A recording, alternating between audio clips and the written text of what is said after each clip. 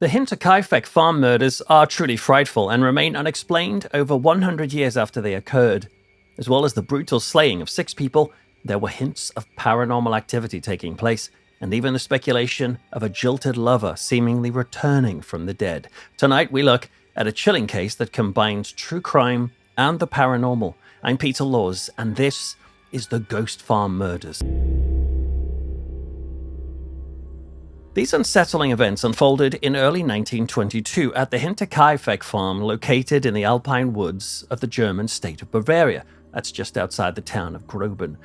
The farm was home to the Gruber family, 63-year-old Andreas Gruber and his 72-year-old wife Casilla Gruber, as well as their 35-year-old widowed daughter Victoria Gabriel, and her children, 7-year-old Casilla and 2-year-old Joseph.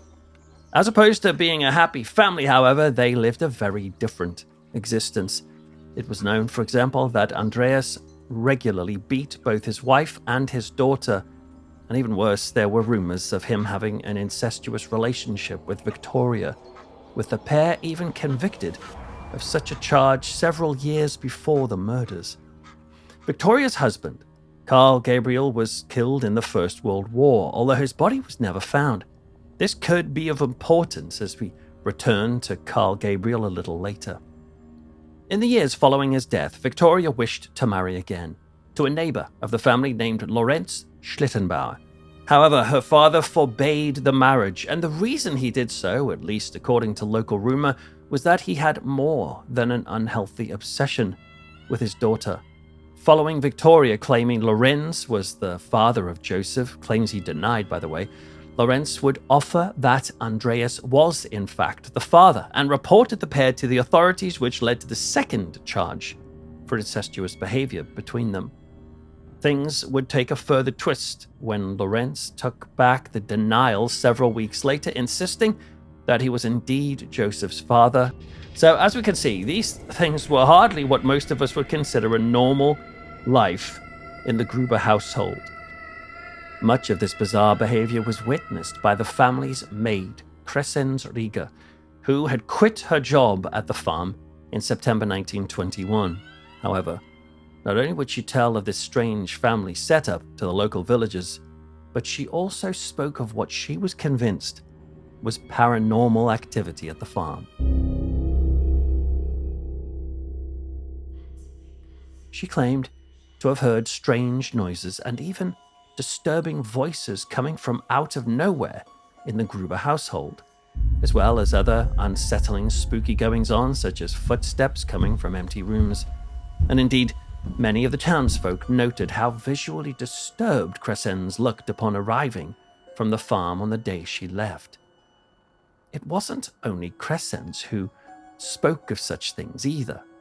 Victoria, for example, often spoke to local residents of similar noises and voices at the farm, in particular, coming from the attic.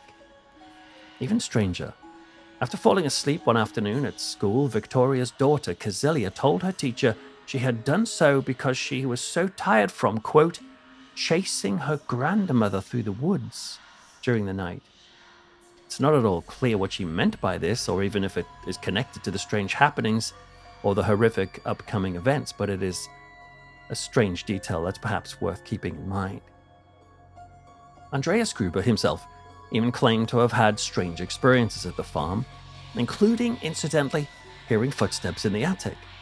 And when he searched the room, though, he could not find anybody there.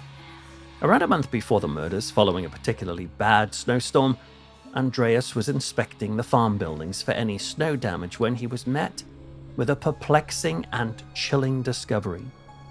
Coming from the direction of the nearby forest and heading toward the farm were footprints in the freshly fallen snow. However, a short distance from the main building, they simply stopped. No other footprints could be seen leading away from the farm or towards any of the farm buildings. It was as if whoever had made those footprints had simply vanished into thin air. If that wasn't strange enough, later that night, Andreas once more heard those noises and footsteps in the attic. And despite searching the space once more from top to bottom, nothing appeared to be out of place, and he could find nobody there. He couldn't even see any signs whatsoever that anyone had even been there. Regardless, these events and strange noises continued. The family finally found a replacement maid, and on the afternoon of Friday, March the 31st, 1922, Maria Baumgartner arrived at the Gruber home. With her was her sister, who, after a short stay at the farm while Maria settled in, returned home later that day. Although she didn't know it, she was the last known person to have seen her sister or the Gruber family alive, because 4 days later, they would be discovered dead, clearly murdered in the most brutal fashion.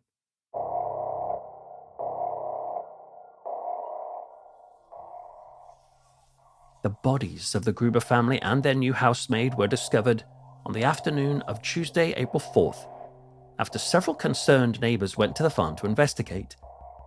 Not only had the family failed to show up at church on Sunday, this was something completely out of the norm, but little Kazilia had failed to arrive at school on Monday morning, causing locals to consider that something must be wrong.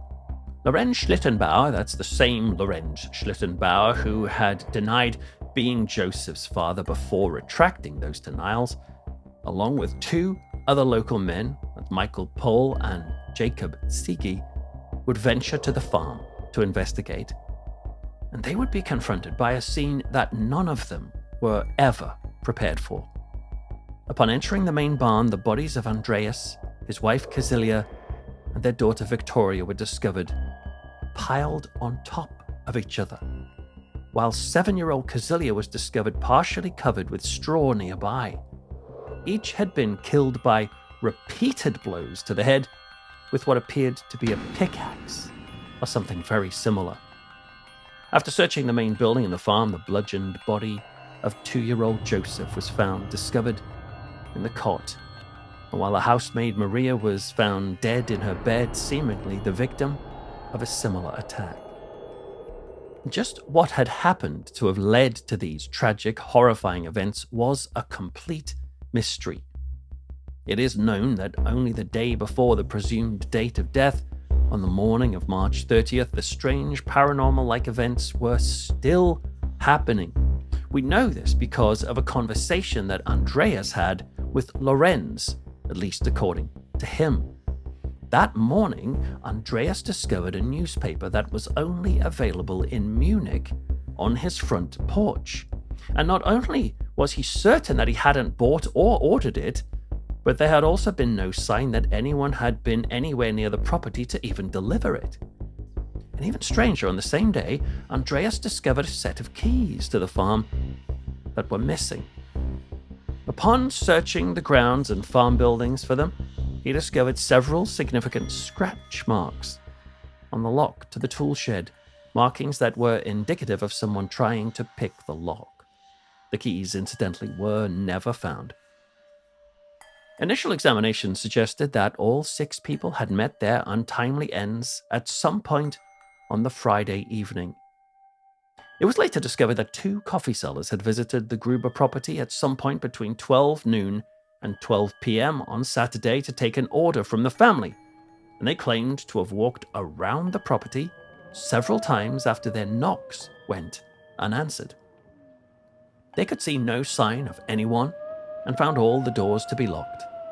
And later that evening, just before midnight, a local carpenter was returning home when he went by the farm, and he clearly remembered the fire in the outside oven being lit, as well as the distinct smell of old rags being burned. He could also see what looked like a flashing light in the nearby woods, similar to a light that could come from a pocket lantern. Even more unsettling, as he watched, he could see the vague shape of a figure closing the oven door before turning and walking toward him. The figure shined a light directly at him, which caused the carpenter to flee the area as quickly as he could. Might that mysterious figure have been the killer? Around 3 hours later, at around 3 a.m. in the early hours of Sunday, April the 2nd, a local butcher was returning home when his journey also took him past the farm. He would later recall seeing 2 figures near the woodland at the edge of the property, and he stared at them, trying to figure out who they might be, but when they noticed him, they both turned in an effort to hide their faces. The following morning at 8:30 a.m. on Monday, April the 3rd, the village postman, Joseph Mayer, also visited the property to deliver the Gruber's mail, and he would state that although it appeared that no one was home, it looked to him like the kitchen door was, quote, half open. He also didn't notice Joseph's pushchair through the kitchen window, something he almost always did see as he passed. He didn't open the door to investigate, however. Instead, he left the mail on the kitchen windowsill before leaving. Early on the morning of Tuesday, April 4th, only hours before the horrific discoveries, a repairman arrived at the property to repair a food chopper engine. He completed the job in the yard before leaving, stating later that he didn't see any signs of life at the property and he simply assumed the family was out. There were, though, several other intriguing details about the murders that didn't quite add up. Investigators initially suspected that the Grubers and their maid had been murdered as part of a planned burglary of the property. However, it was soon discovered that none of the jewelry or other valuables, including a large amount of cash, were missing, meaning burglary was a highly unlikely motive. But even stranger, several residents, while not seeing the Grubers, did claim to have seen smoke rising from their chimney throughout the weekend. Indeed, when the farm was investigated following the discovery of the bodies, it appeared as though someone had occupied the main house during this time, possibly even as late as the Monday. And there were also reports from locals who claimed to have seen signs of movement at the farm, albeit from a distance. Stranger still, all of the animals and the livestock had been recently fed. Again, this suggests that someone was at the Gruber property in the days leading up to the grim discovery and had seemingly taken it upon themselves to see the animals remained in good health. But if that wasn't the Grubers at the farm, then who was it? Well, as you might expect, several suspects have come to light over the years. Perhaps we should first look at Lorenz Schlittenbauer. That's the same Lorenz Schlittenbauer who, along with Michael Pohl and Jacob Siege, had discovered the bodies of the Gruber family and their maid. And there are seemingly plenty of reasons to suspect him. Firstly, it was noted by Pohl and Siege that when the Gruber's dog was discovered tied up in the barn where the murders had seemingly taken place, while it was happy for them to approach it, it snarled violently when Schlittenbauer came near. It was also noted that he appeared to have a general detachment to the whole affair, as well as the fact that he ventured into the main house alone to make the discoveries of Joseph and Maria. Did he know they were there? This leads to the question as to why he had keys to the property in the first place. Were these the keys that Andreas was looking for in the days before his death? There were, of course, other matters that connected Schlittenbauer to the Gruber family and, in turn, provided a potential motive for the murders, not least whether he was Joseph's father or whether he had been paid to act as such. When it was discovered that Victoria had seemingly been planning legal action against him for child support, investigators became even more interested in him as a suspect. Ultimately, Schlittenbauer always denied the charges against him, and investigators did not produce any evidence whatsoever to show that he had anything to do with the killings. And so, perhaps at this point, we turn our attention back to Victoria's first husband, Carl Gabriel, who was killed in the First World War. We'll recall that although he had been declared officially dead, his body was never discovered.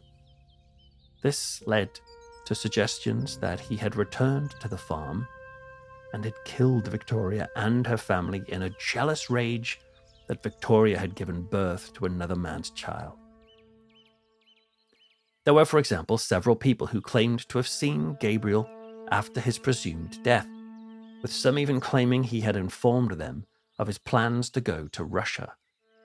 Even more intriguing, years later at the end of the Second World War, when the Soviet Union released German prisoners of war, some of them spoke about a Soviet soldier who could speak fluent German.